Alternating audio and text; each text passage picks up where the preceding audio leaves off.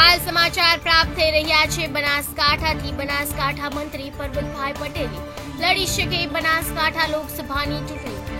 ચૌધરી સમાજને ટિકિટ આપવી પડે તેવી શક્યતાના કારણે પરબતભાઈ પટેલની અપાઈ શકે છે ટિકિટ। પરબતભાઈ પટેલ 4 રાજ્ય સરકારના મંત્રી નિર્વાહવાદી ચહેરો અને ચૌધરી સમાજના આગેવાન હોઈ આપવામાં આવી શકે છે ટિકિટ।